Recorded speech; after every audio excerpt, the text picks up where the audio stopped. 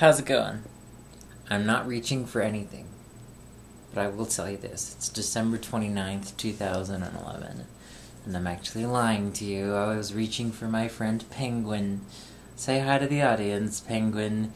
Penguin is saying hi to you. Wave back to Penguin now. Thank you. Well, I wanted to make a reply to a question I had in regards to how I deal with the internal feelings of awkwardness as opposed to the external feelings of awkwardness, which occasionally happen, in regards to my first steps of coming out and also presenting myself in such a way for myself. And there are so many things that come to mind, from bumping into roommates to going out places and showing my ID, or another time when I was wearing a skirt and I was just a moment past and I was like, "Where's my pants?" And then I remembered I was wearing a skirt and I didn't have pants. And that was okay. It was a little awkward. I was just like, here I am, I'm talking to this person, and I'm not wearing pants right now. This is so weird. Because when you spend multiple decades wearing pants talking to people, it just feels weird when you're talking to them and you're not wearing pants. And they're not your family or your significant other. Because I'm a bala. Gotta drop the plural. Not true.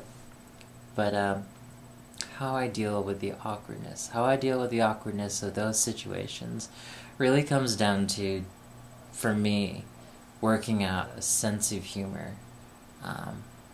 And it's so important to be able to realize that you can only handle what you can handle. And sometimes just a little bit more, which means you could have really handled that much. And you were lying to yourself.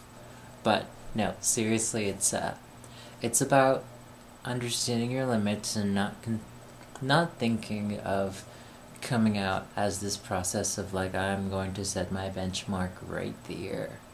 And I need to be there on July 24th, 3016.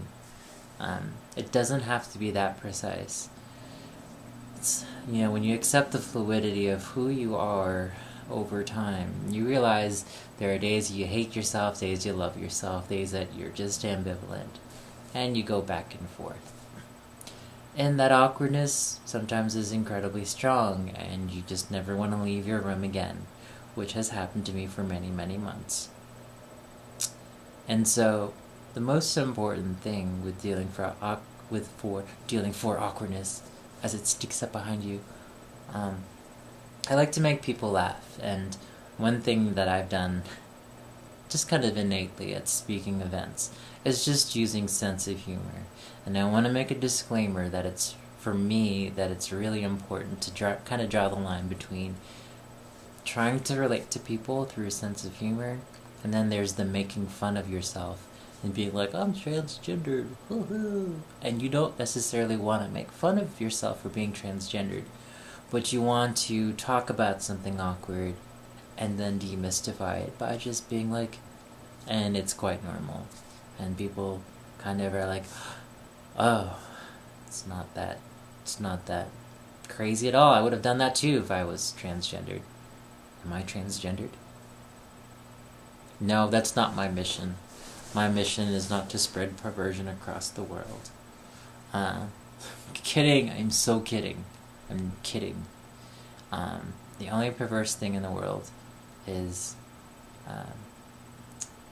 gluten. Gluten's very perverse. I can't eat gluten. I have celiac disease. That's perverse. But in all honesty and seriousness, be nice to yourself in those awkward moments and be able to laugh, because humility is one of those things that's going to keep you going day in and day out. And yeah, Penguin's the captain of humility. Also the captain of you watch your mouth, don't swear.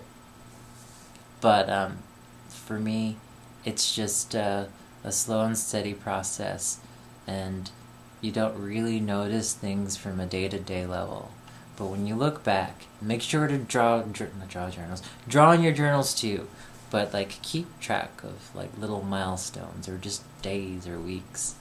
And you'll see that, like, you've really grown a whole lot. And this video about awkwardness doesn't necessarily just apply to trans folks. Because the truth is, with any kind of awkwardness, it's really a situation where it's not just you who feels awkward, it's the other people. They feel awkward because they don't know how to deal with something. And so in that situation, just kind of be like, oh, you know, the awkwardness is not just me, it's ours. It's our awkwardness together. We get to be awkward. Isn't this nice? Isn't this a nice bonding experience of awkwardness? I was about to say awkwardnicity, but that's not a real word. So yeah, I better get going because Penguin's kind of hungry. But make sure you eat your vegetables, and I'll talk to you all soon. Take care. Much love. Gotta find the stop button. There's the stop button. Take care.